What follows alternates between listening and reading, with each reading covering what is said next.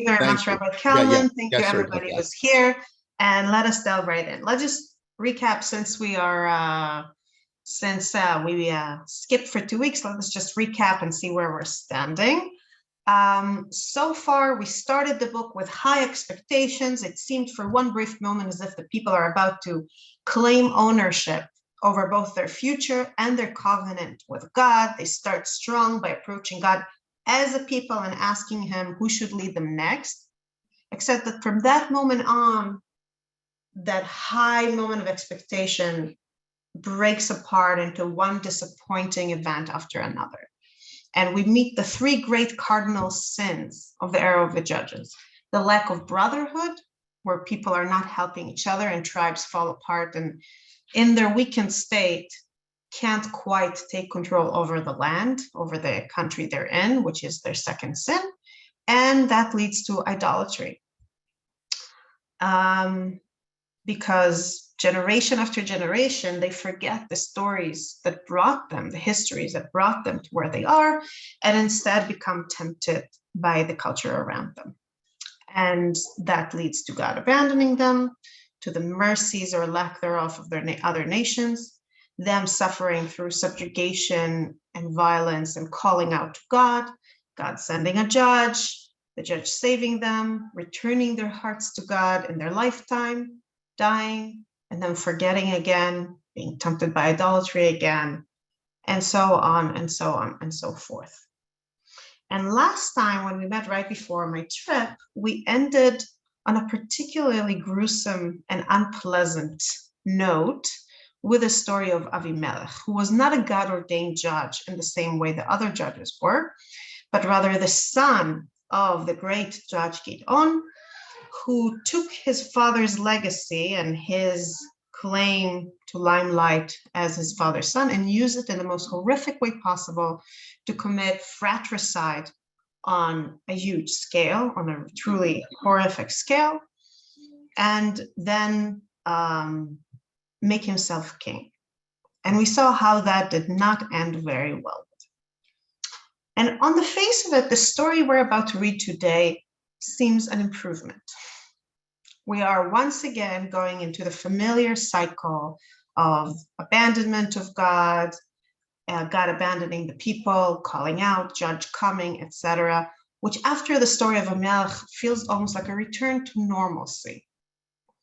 But as we will see today, this variation on the cycle, the variation that revolves around a man named Iftach, and anyone who ever read the book of Judges perhaps feels a frisson of alarm at this name, because we know where it goes, to children being sacrificed, daughters.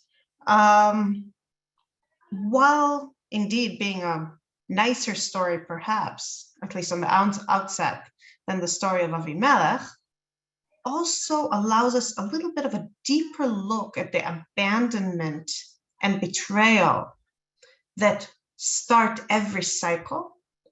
Because in our story, the abandonment isn't only an abandonment of God. It's not just that the people betrayed God by forgetting what they owe him.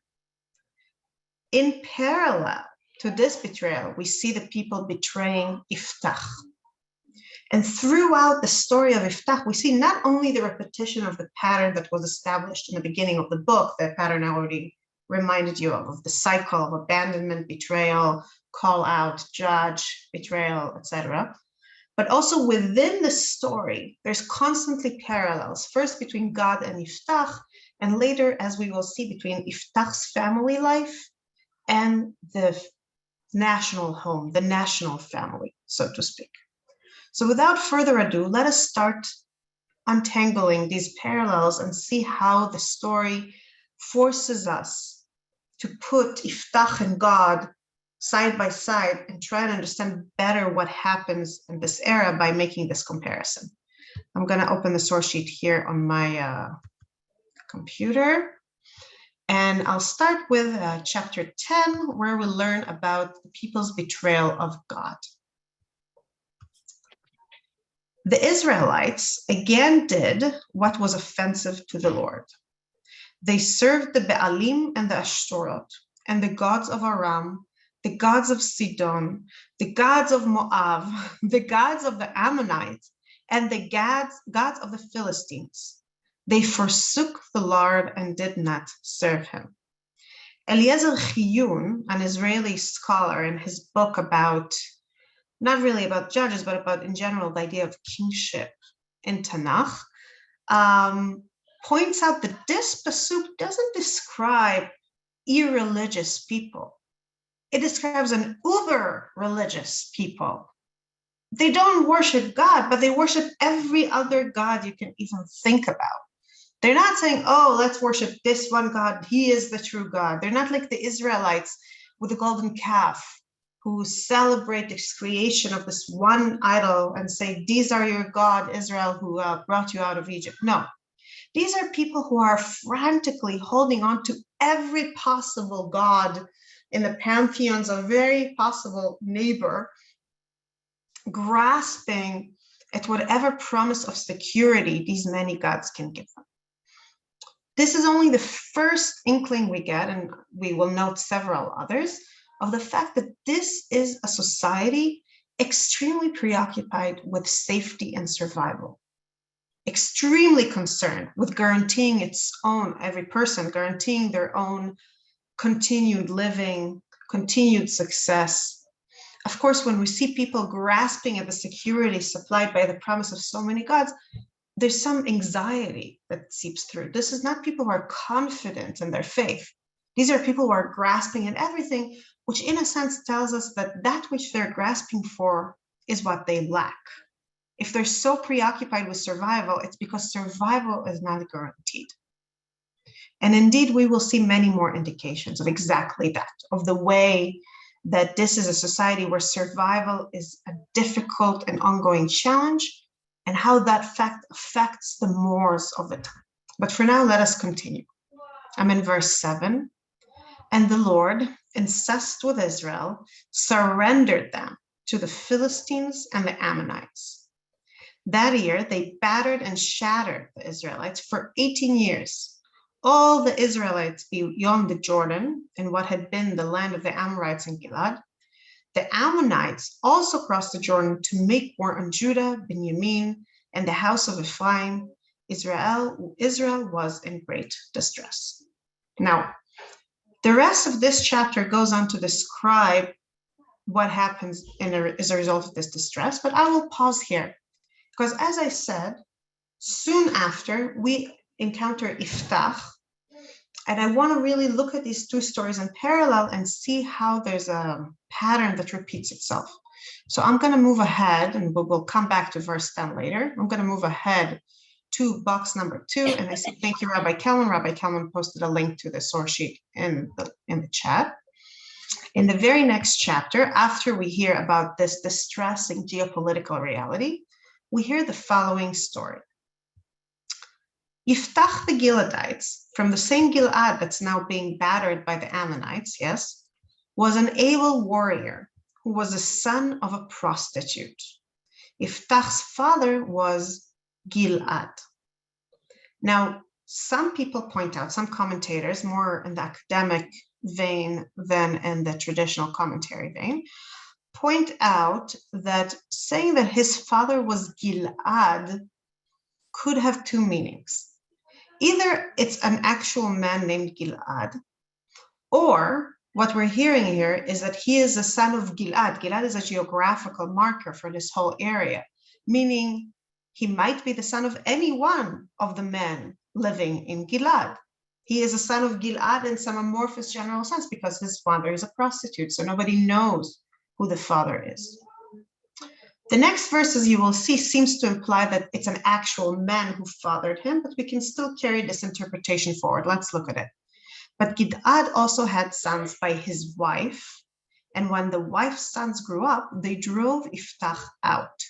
They said to him, "You shall have no share in our father's property, for you are the son of an outsider." When we read this verse, if we want to hold on to that more general reading that Gilad means the whole region, we need to stretch the meaning a little bit and treat it metaphorically, that it's not one wife of one man, but rather the legitimate sons of this region, all the people who grew up in normative, legitimate, sanctioned families, looked at the son of a prostitute and said, wait a minute, why should you be one amongst us? Why should you have land? Why should you have a stake in our community? And drove him out. And then when they say our father's property, they speak generally, not, it's really, they should say our fathers, like in plural, properties.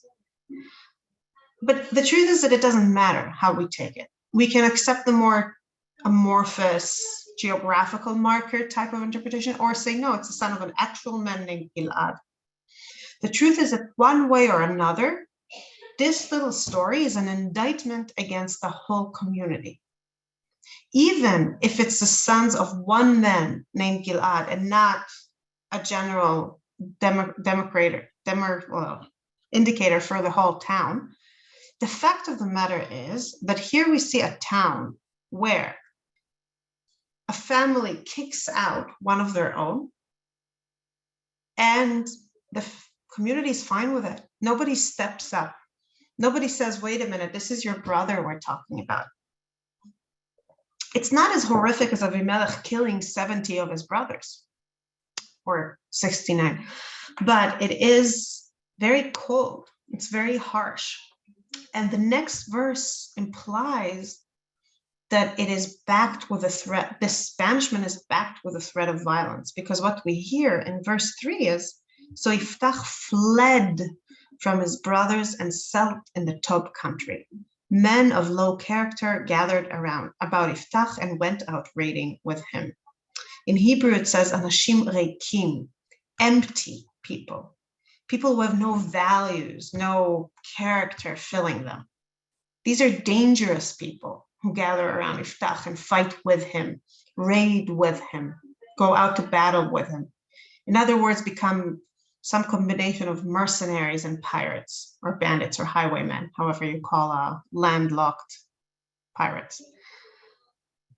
One way or another, as Eliezer Chayun points out, again in the book about kingship, when someone flees, it's not because they're exiled or told to leave. If someone flees, it means that they're afraid of what will happen to them if they don't leave in haste. So when we see these brothers kicking out their father's illegitimate son, the implication is that the best he can hope for is to get away. And Eliezer Chayun treats that as another indication of a survival-centric or survival-obsessed society. In a survival-obsessed society, people don't feel outraged or don't act on their righteous indignation that somebody else is not carrying out their duty to their family members, and how dare they? No. Every family focuses on its own interest. Every person focuses on their own interest. The legitimate sons focus on their inheritance. The other townspeople focus on their business and not interfering with the immoral behavior of their neighbors. And this is the basis of the social contract. The basis of the social contract of a society in this kind of time, when survival is difficult and haphazard and not to be taken for granted, is every man for himself. If you can grasp something, you grasp it. If you can't, you run to fight another day. This is the best you can hope for. But much as we will see happens in God's case, when we go back to the previous chapter, the war, the same war that God allowed to come upon the people because they abandoned him and their duty towards him, doesn't only push the people to ask God for help, it pushes the people to ask Yiftach for help as well. And interestingly, Yiftach and God respond in very, very similar terms, at least at first. Let us go back to first see how God responds. I am back to box 1 in verse 10, after we hear about the distress that the Israelites are suffering from the Ammonites.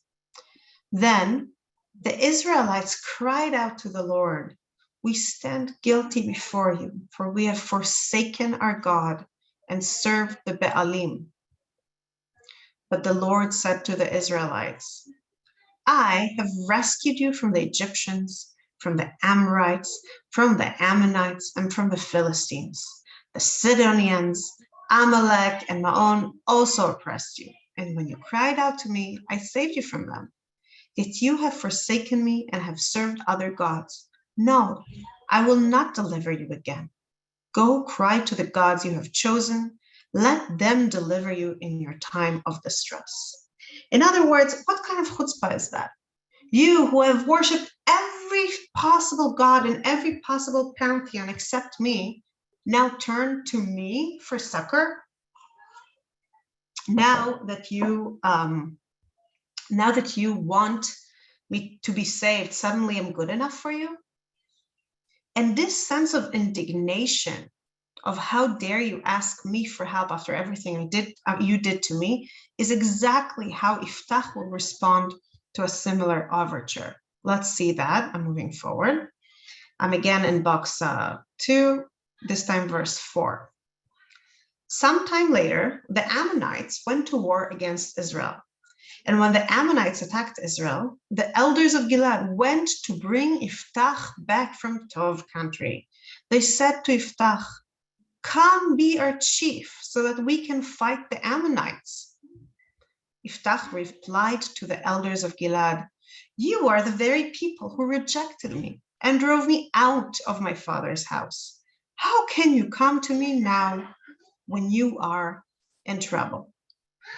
Now, as we will see in 1 second, both Iftach and God do relent and actually help the people.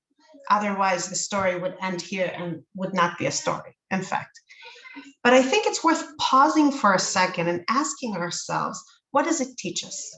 What is the text achieving by making this very closely drawn parallel between God's experience with the people and Iftach's experience with the people?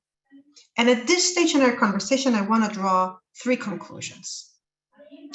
The first is that what we see by seeing that the same attitude is extended towards Iftach and towards God is that this is a society without a moral heart, or I should say perhaps a moral compact. Compact? No. Compass. Compass, thank you. I could tell something was not quite right there, thank you. Without a moral compass. They, not in unique circumstances, but regularly don't recognize what the duty they owe is, what is the right thing to do, and instead are motivated by what they can grasp, what they can use for their survival, for their personal benefit at this moment. So this is one thing that we see, a certain, I would say, systematic failure of conscience. The other thing I want to point out is that Iftach's trouble, in a sense, stem from a disease or a flaw that lies in the relationship between brothers. And this, as we saw already several times in our course, is a disease or ill that haunts the Israelite story from the very beginning of Shoftim. The very beginning of Shoftim starts when the people ask, who shall go up first for us? And God says Yehuda. And instead of understanding it as Yehuda will lead all of the people together, Yehuda goes and fights their own little war along with Shimon that they make a special deal with, and leave all the other tribes to fight their own wars, which inevitably they fail to do because they don't have the united might of all the tribes together. And then we see it over and over again, this inability to come together and work together at moments of crisis all together in enough numbers and with enough impact. So when we see Iftach being chased from his home by his own brothers, and when we see that Iftach is in some way a parallel of God, if I dare say that myself, or a stand-in for some of our saga with God, in a sense, it's almost as if the text is telling us to sit up and pay attention, because what will happen to Iftach is what we can expect to happen to the entire people, since he is shaped by the same sin or the same malaise that has started shaping the people from the first verses of Shoftim, the malaise of lack of brotherhood. And third, the other great sin also comes front and center here. The sin of abandoning God, of idolatry, of betraying the covenant that ties us to God. The covenant that is often likened to the marriage bond. Also, marriage is called brit, right? The same word. And Iftach is technically chaste by his brothers, not by his father. But the root of his problem is his illegitimacy. The root of his problem is the fact that something about the relationship between his parents wasn't covenanted properly. It wasn't a properly covenanted marriage. And once again, it's almost as if the text is telling us when there's a problem in the covenant, either the individual one between people or the national one between people and God, trouble will follow. And this one man, I feel bad for him, this one pitiful man, Iftach, with such a difficult and harsh beginning to his life, will become almost a representation or a demonstration for us of where the people can expect to be going next, where these sins of the era can be expected to lead them, so to speak. And the answer to the question where it expected to lead them is starting to become clear when we finally hit a divergence between God's response and Iftach's response. So far, we saw them only in parallel. Both are betrayed, both are approached when the people need them, both respond to the same people. Yes, the people of Gilad will approach both God and Iftach with righteous indignation. How dare you approach me now after the way you abandoned me and betrayed me? But then when they relent, the reason they relent and help the people is utterly different. And this perhaps is where we start seeing the fruits of Iftach's harsh and cruel upbringing in his own manner and treatment of his people, which is equally harsh and self-serving. Let us see the difference right here. This time I'm going to start with Iftach and then go to God. After Iftach tells the elders of Gilad in verse 7, why did you come to me when you were the ones who abandoned me? They answer like this in verse 8. The elders of Gilad said to Iftach, honestly, we have now turned back to you. If you come with us and fight the Ammonites, you shall be our commander over all the inhabitants of Gilad. In other words, first they're trying to say something more emotional, like here we are, we can be a community again, but they don't waste time on sentimentality. They know what motivates people in their society. As much as until now they were the ones in power and Iftach was the one on the outs of society, on the margins of society, they all operate under the same principles. They understand what they need to dangle in front of him to get him to do what they want. They don't tell him it's the right thing to do, it's the moral thing to do. No, that's not the kind of society they are. They say it's in your self-interest. You, who are the banished one, will now be the commander over all of us. But Iftach is not so quick to accept. Instead, in verse 9, he says the following, just a second. Iftach said to the elders of Gilad, very well, if you bring me back to fight the Ammonites and the Lord delivers unto me, I am to be your commander.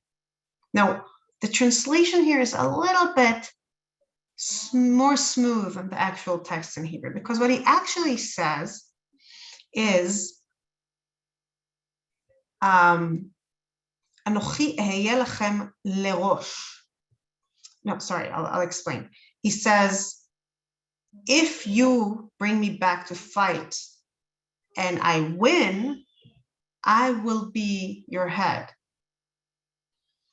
And commentators, especially Mitzudat David here, explains, what he says to them is, duh, obviously if I win, I'm going to become your head.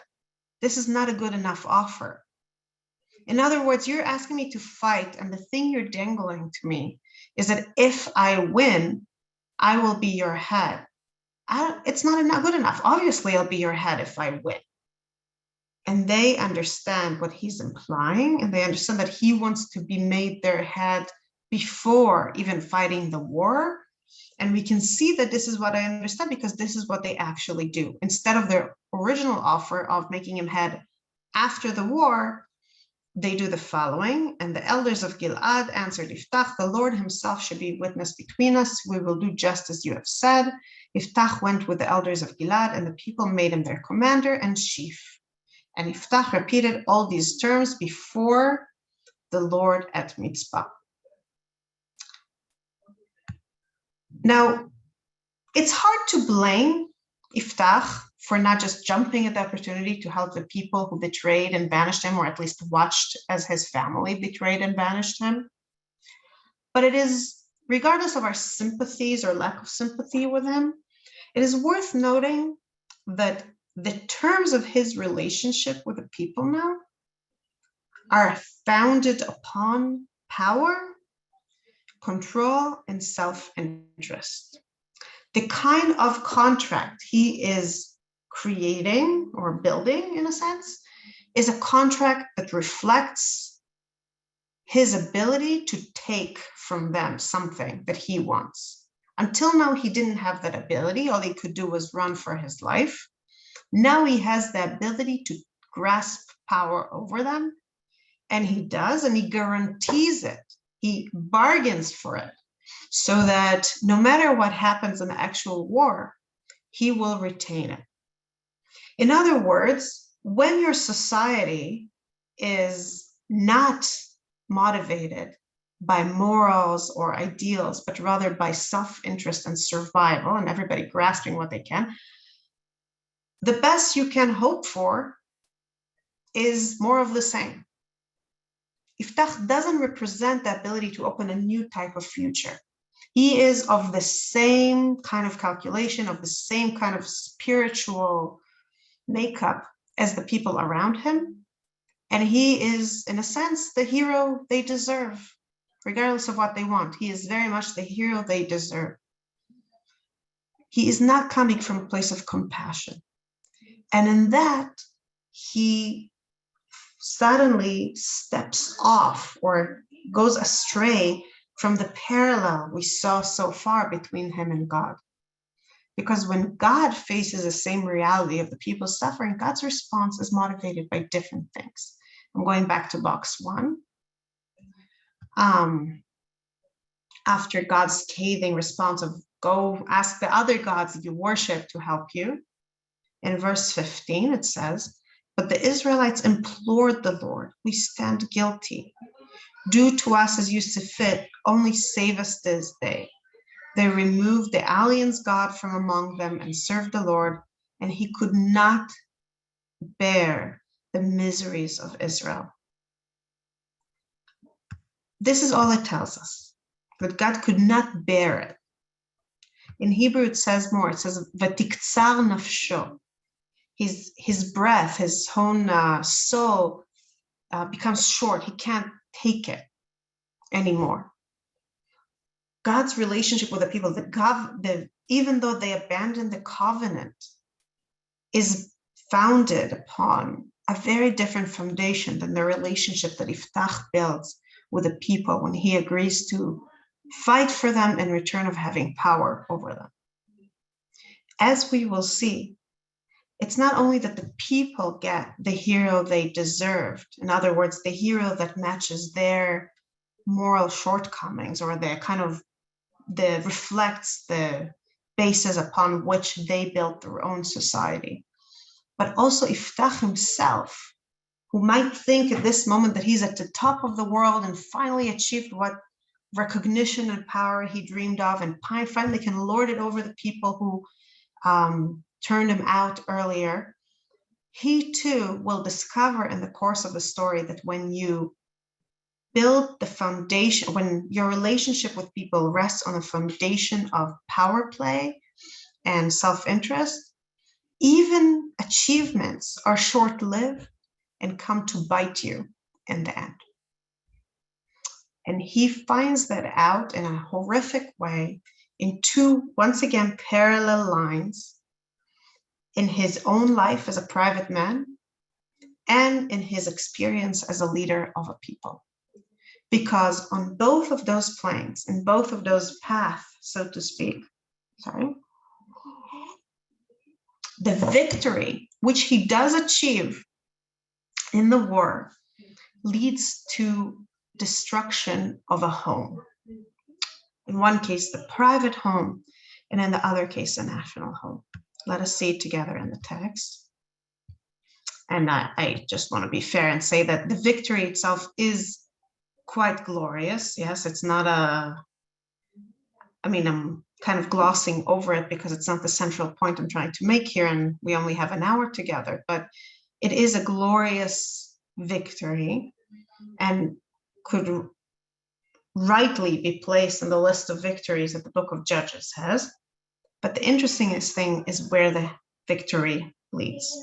So let us follow that. We're starting right before the battle in box 3. Then the Spirit of the Lord came upon Iftach. He marched through Gilad and Menashe, passing Mitzpeh of Gilad, and from Mitzpeh of Gilad he crossed over to the Ammonites. And Iftach made the following vow to the Lord: if you deliver the Ammonites into my hands, then whatever comes out of the door of my house to meet me on my safe return from the Ammonites shall be the Lord's and shall be offered by me as a burnt offering. The Midrash immediately jumps on this neder, on this vow that he makes, and points out that this is a very problematic vow to make, regardless of how it played out, even if it would have played out perfectly. If a beautiful little cow would have come out of his house and would have been the most appropriate offering and everything would have been fine, the vow itself is problematic because it is not, it's not in his hands. Part of the idea of sacrifice is that you choose the best and you give it to God.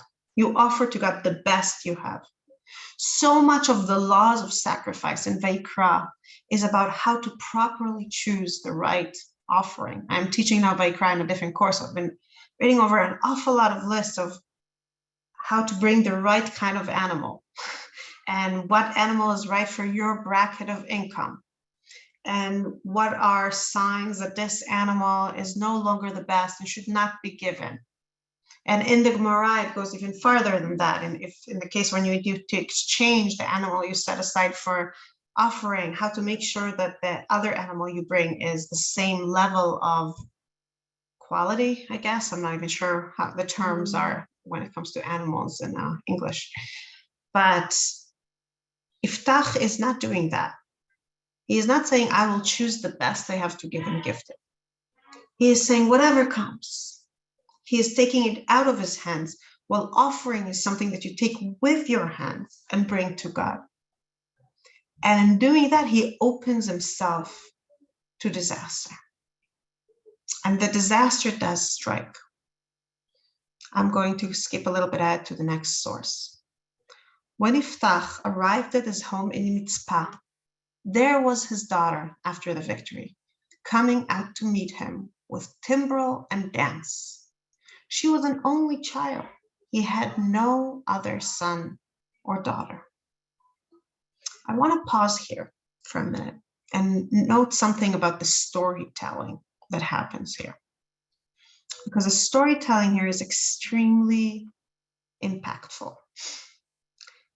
We're not even hearing any insertion, editorial insertion that tells us there was his daughter coming out to meet him first, like in the vow he made, because it doesn't need to. We already remember it. We already feel the dread because we understand what's going on, because we just saw this vow and here we see his daughter come out. And then it adds the detail that she's coming out with timbrel and dance, which just twists the knife a little bit in our emotions, right? Here she is coming out, dooming herself to be sacrificed by coming out. But what is she doing? She's dancing to celebrate his victory.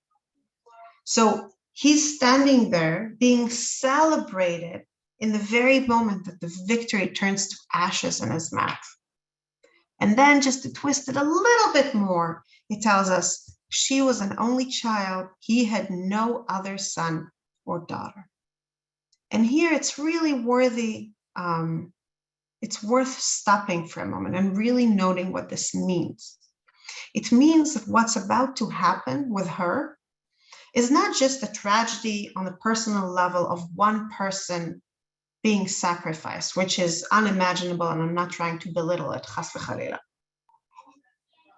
But what we're seeing here also has impact beyond her own loss on Iftach, because what it means is that he will have no living legacy after him. This man who started his life being kicked out of the home of his childhood is going to remain without a home in the sense of legacy of children to raise and pass his own wealth, position, knowledge, life experience to. He is the man who didn't receive anything from his antecedents, and now he's not going to have any descendants to give anything to. And at this point, we still might hope that he will find a way out, that he will find a way to change reality. Instead, Iftach, the man who wasn't afraid of battle, who wasn't afraid of negotiating with the elders, treats this with complete defeatism.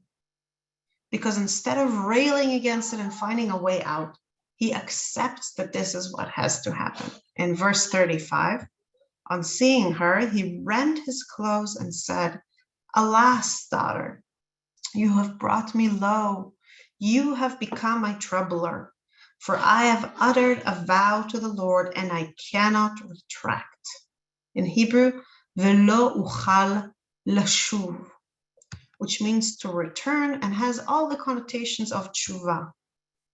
And we all know that tshuva is a central pillar of Jewish experience and Jewish life.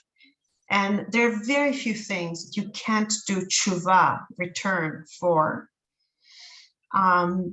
And Chazal even say that tshuva kadma olam, the tshuva, the possibility to atone, had to exist before the world, because otherwise the world would be a place of judgment, of justice without mercy, and a place of justice without mercy cannot stand.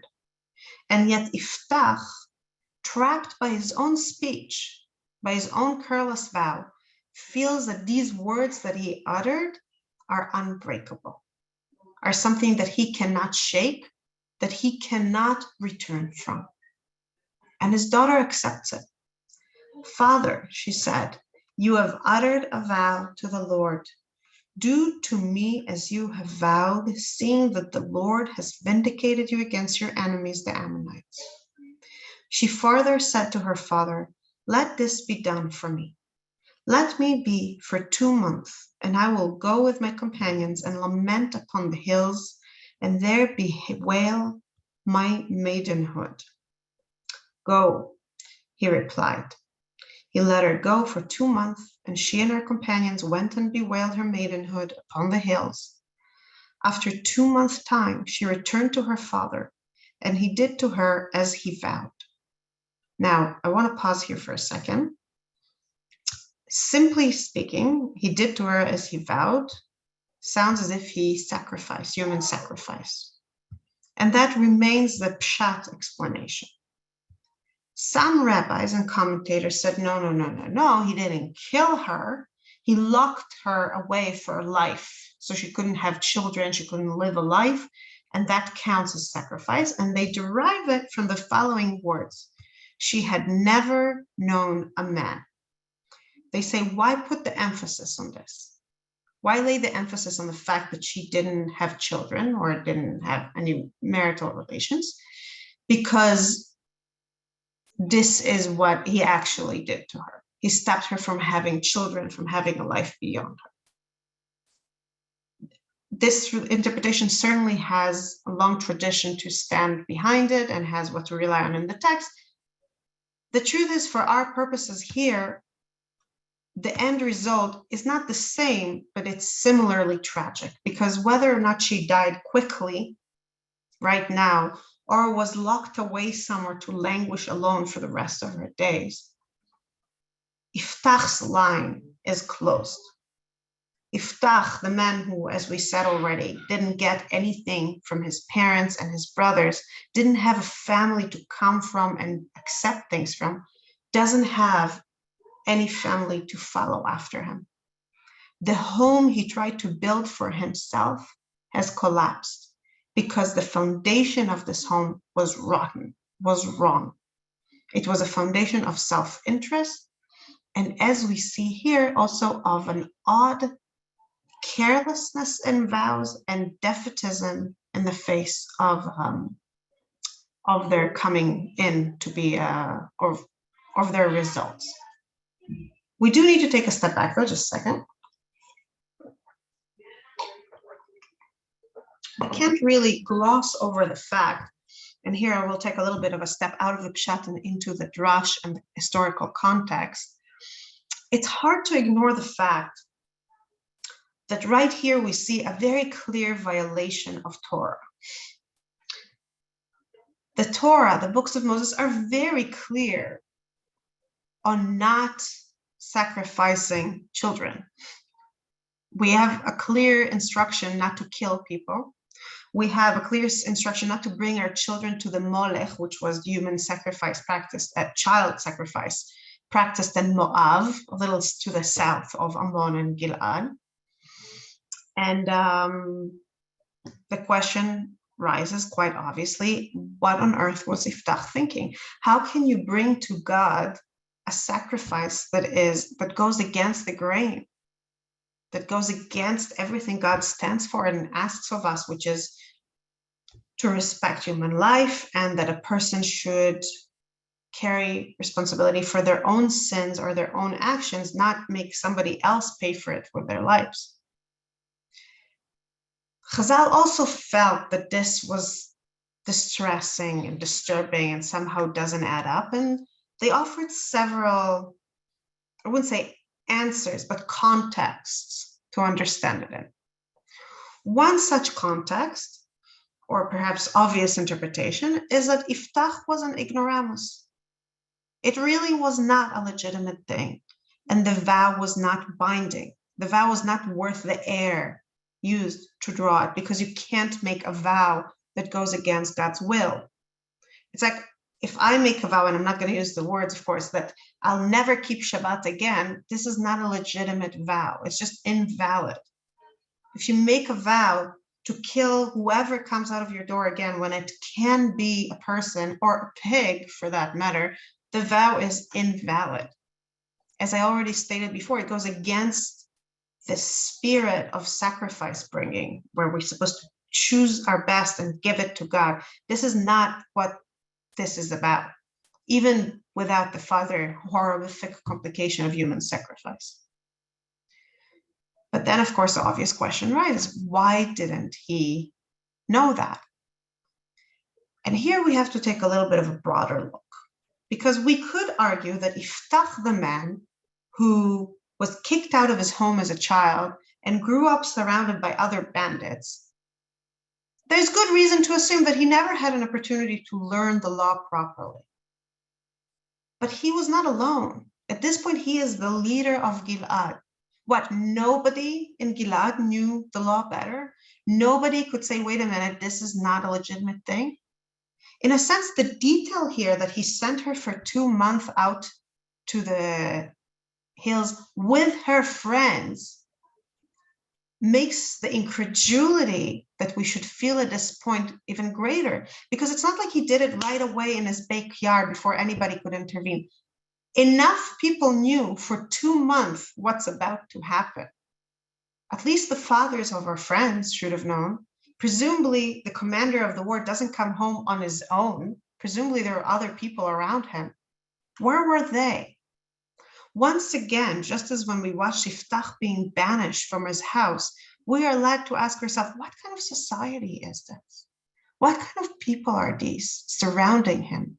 Iftach is unusual in his life story, in his tragedy, in his mission, even in his chosenness.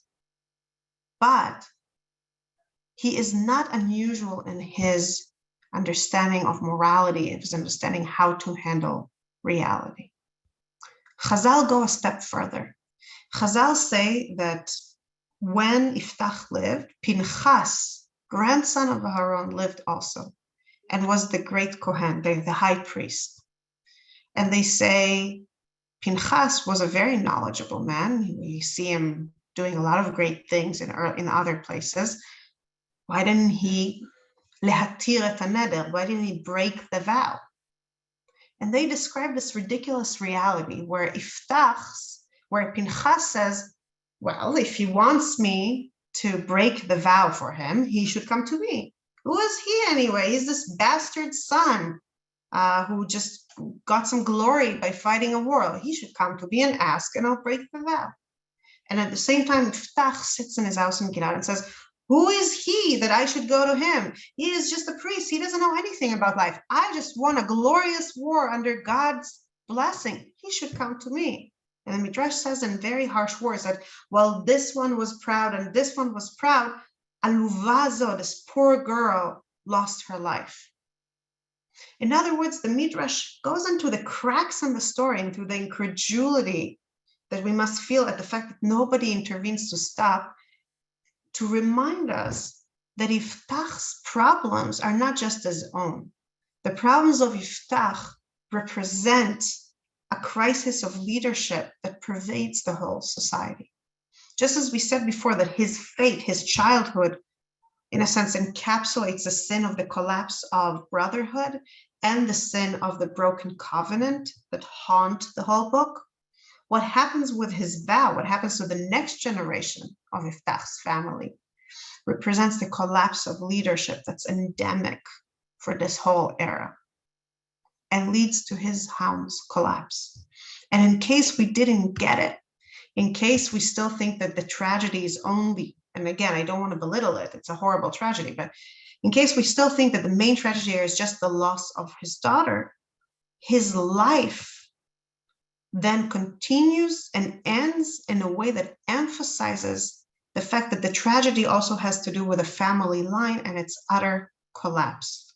What we hear about Iftach following this is Iftach led Israel 6 years. Then Iftach the Gileadite died and he was buried. And now it's a little bit mistaken. The translation here says in one of the towns of Gilad.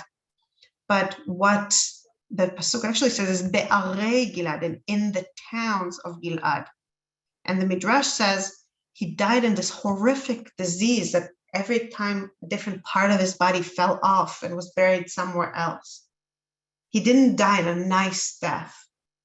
He didn't even live that long. He lived for 6 years after his victory, and that's it. His life was brutal and short.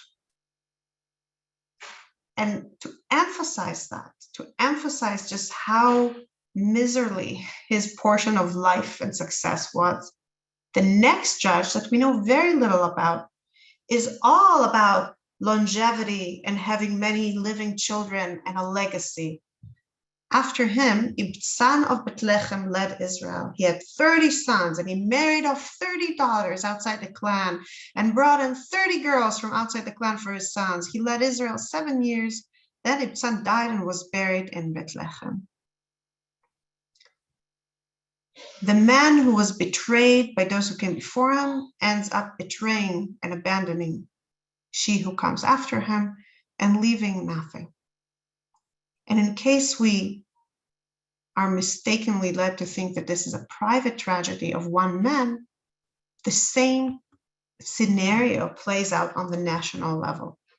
Because in between the sacrifice of his daughter and his death, another episode takes place where suddenly the Ephraim, the Shevet Ephraim, the tribe of Ephraim, comes to Iftach and says, why didn't you ask us to fight with you? Now, we already saw this happen once, if you remember, with Gideon's war, when the Ephraim also took exception. Sorry, just a second.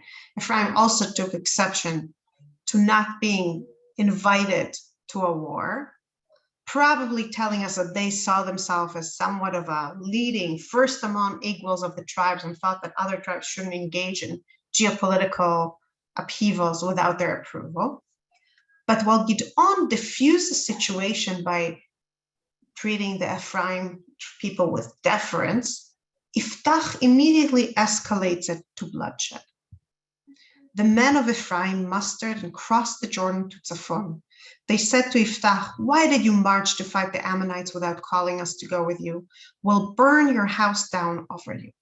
Iftach answered them, "I and my people were in a bitter conflict with the Ammonites, and I summoned you, but you did not save me from them.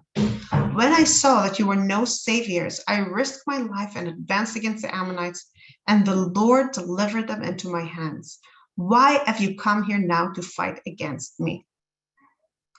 He doesn't wait for an answer. Instead, and Iftach gathered all the men of Gilad and fought the Ephraimites. The men of Gilad defeated the Ephraimites. I'm skipping a little bit ahead. The Giladites held, just a second, the fords of the Jordan against the Ephraimites. And when any fugitive from Ephraim said, "Let me cross," the men of Gilad would ask him, "Are you an Ephraimite?" If he said no, they would say to him, "Then say Shibolet." But he would say Sibolet, not being able to pronounce it correctly. Thereupon they would seize him and slay him by the fords of the Jordan. 42,000 Ephraimites fell at that time.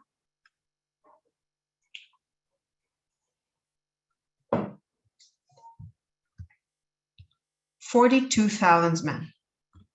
Just as the private home collapses, so does the national home collapses." Sorry, just a second.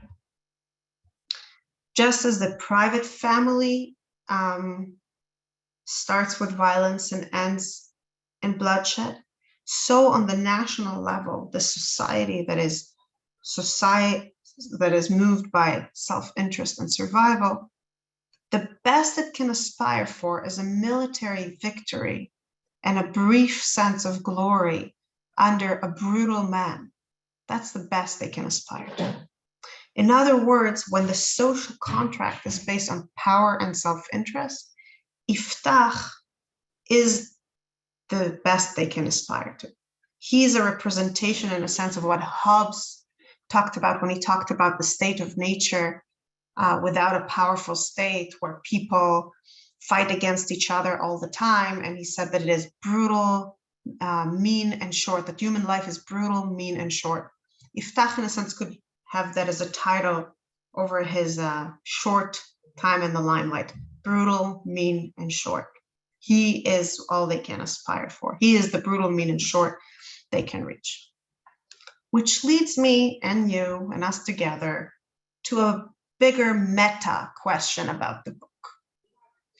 Because if the thrust of this story is that military victory and a military leader who unites a group of people to fight a war against an enemy is not enough to break the patterns of society and make it a better place, heal the ills that plague it, if even someone like Iftach, who successfully leads the people to war, can't change the game, can't change the tune, can't change the texture of reality, why does the book, in later chapters, which we will reach in 2 weeks, push us to kingship as a solution?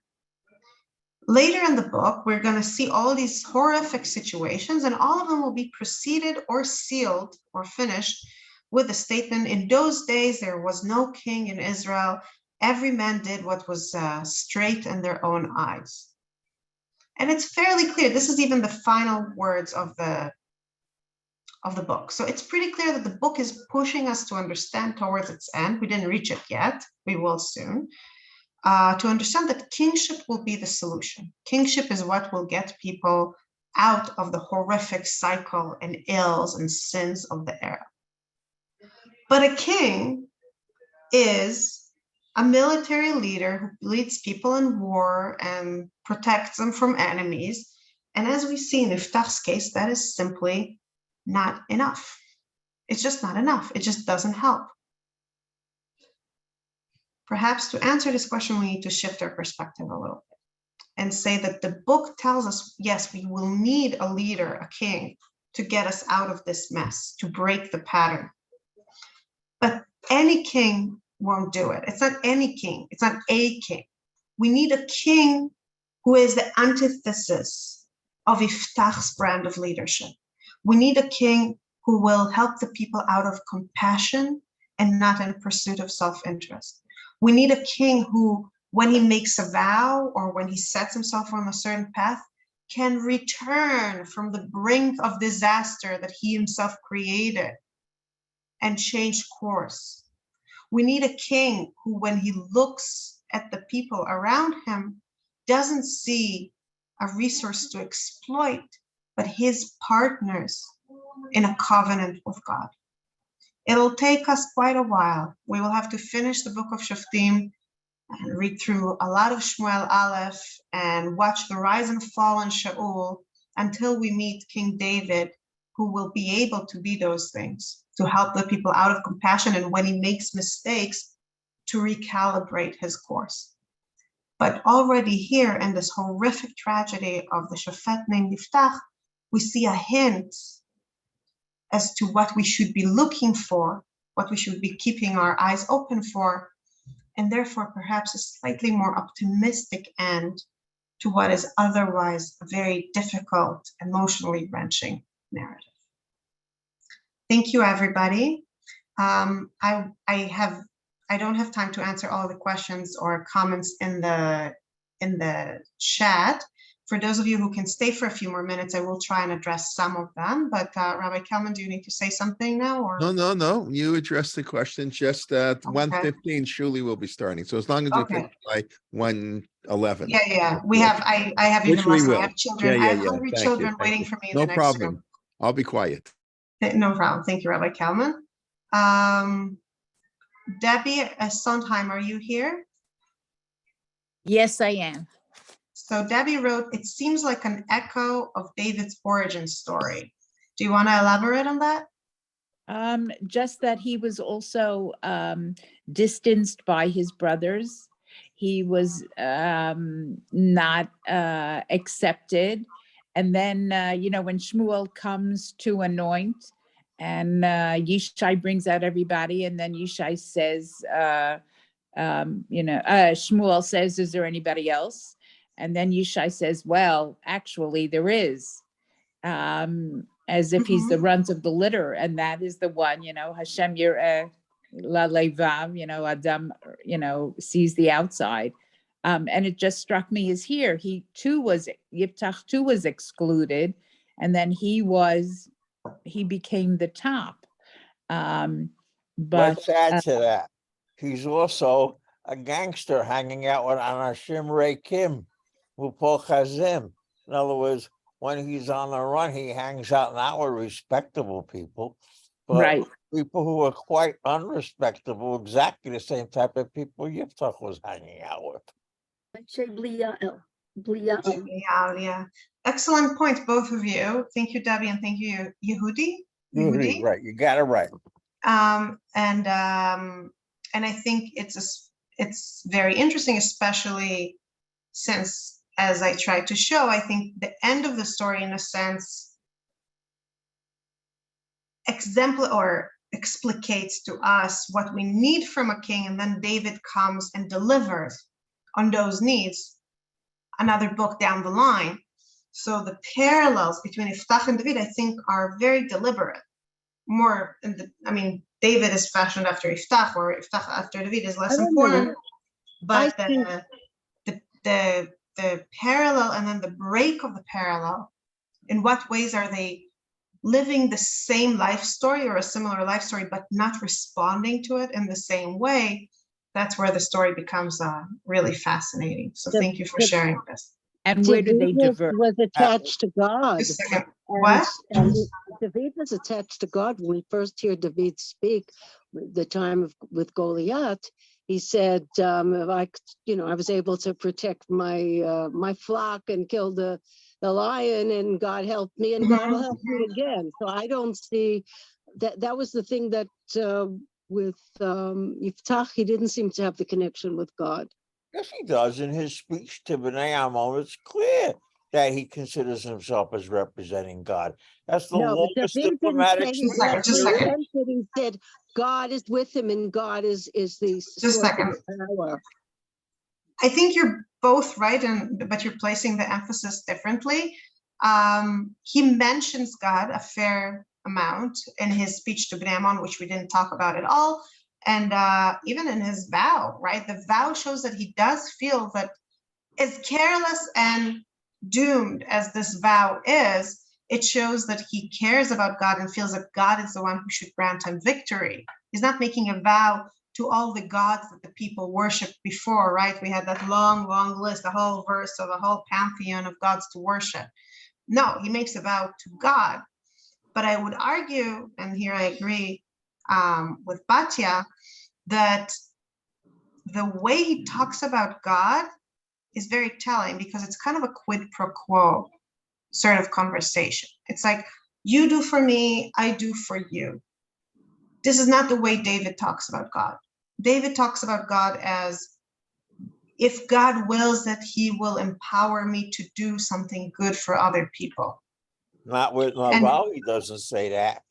I'm sorry? He's acting like a real gangster, coming up and asking for protection money. And then kill everybody there if the protection money isn't delivered. That sure sounds like gangster operation to me. David is the most, I think, complicated. Him out of it, but that's what he intended to do. And I don't see him talking about God there either, except at one point when he says, "Kol Yaseh him leave Kol Yosef," if I don't kill everybody in that household before dawn. That doesn't sound to me like a person who has got God on his mind, you know? I'll put it differently, Yudi. I'll put it differently. I'm not saying in every instance of his life David spoke like that. I mean, in the David and Goliath example, which Batya brought up. And I think there's plenty of other examples. David is probably the most complex and ambiguous character in Tanakh, in my opinion, personally. So as we read him, we discover many, many faces. And part of the difficulty is that we don't know which faces he feels earnestly and which faces he wears for public presentation. And I don't know if you're familiar with Rabbi Wolpe's book about David, the Divided Heart. Yeah. So it's an excellent analysis of this duality or complexity. And since this is a book about Shoftim, and we're just referencing David a little bit as something that's foreshadowed or made deeper with a comparison to Yiftach, I can't really get into a longer conversation, even though I wish I could. It's one of my favorite problems to delve into, maybe in a different course. For now, I will just say that in those places when David does talk about God, there's a certain emotional resonance. Not every time. Sometimes he vows in the name of God. I don't mean that. There's a certain sense of partnership, of empathic connection. Definitely David of the Psalms is like that, but even in Shmuel, we see glimpses of that. I don't see that in Yiftach. That is what I meant to say, that in Yiftach, it's a much more contractual than covenantal relationship. But that's the young Jacob. If God does this on his journey to his grandfather's homeland, which he does change, but that contractual thing is the young Jacob. Correct. And Hannah makes a similar contract. Hannah, one of my favorite characters, makes a similar contract with God when she, in the very beginning of Shmuel, asks for a son, demands a son. She makes a deal. She says, if you give me a son, he will be yours. I will give him back to you. Again, the question is not... Deals. I'm sorry? All vows are deals. Exactly.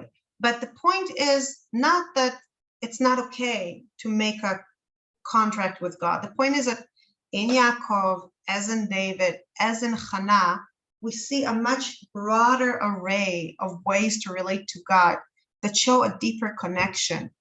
In Hannah's words of thanks to God, in David's conversations with God or about God, in Yaakov's long life of living under God's guidance.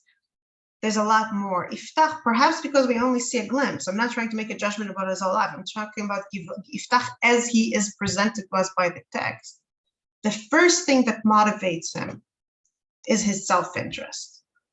If he can make a deal with God to help his self-interest, he does. And the Spirit of God does come upon him when he fights the war. He is a shofet. He fights for the people. But perhaps this lends a bit more depth to why he doesn't cancel his vow, in a sense, to why he doesn't break apart his vow. Because why if do people step up like they did for Yehonatan? Just a minute. If all you have with God is a contractual relationship, maybe it's harder for you to break the contract. Whereas if you have a richer, fuller relationship with God, then the contract you make is just a part of that, and you might be able to renegotiate it. You pointed out the I'm going to address one last thing, and then we have to wrap up. Yudi, you pointed out the parallel to Yonatan, right? The people step up and they redeem him, even though he violated the communal oath. So why didn't they do that in Yiftach's time? And I mean, I can't answer for the people. Of course, I think if anything, I would rephrase the question. I would reframe what you're saying and put it this way.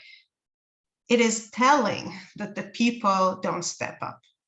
In Yonatan's case, they step up because they love Yonatan. Yonatan is their hero at this point. He led them to this enormous victory and is clearly very beloved by the people. And they step up for him. When Shaul doesn't have the, guts to say, I'm abandoning my oath, the people give him the out to do it by stepping up. By the way, the fact that Shaul feels bound by the oath, in a sense, put him in Yiftach's camp, and it has been remarked upon by Chazal that here Shaul proves that he is more of the judges era than the kingship era, that he is still making the same mistakes of feeling bound by an oath that is inappropriate, as we will see happens more than once in Shoftim. Here we're talking just about Iftach. We'll see that again in Pilegesh Pagivah in a few weeks. But the fact that here, when Iftach is about to commit this horrific thing, the people don't stand up, tells us something about the society they live in. And it's wonderful to see that the society transforms and that the society becomes something more than it is by the time we reach the book of Shmuel. And on that more optimistic note, I am going to wrap up and check on my children in the other room. Good night, everybody. Thank you. Good night, everybody. Thank you for contributing with your questions. I'm sorry if I didn't have time to address. Amazing class. Amazing class. Thank you. Wonderful to see all of you. Thank you. Yeah.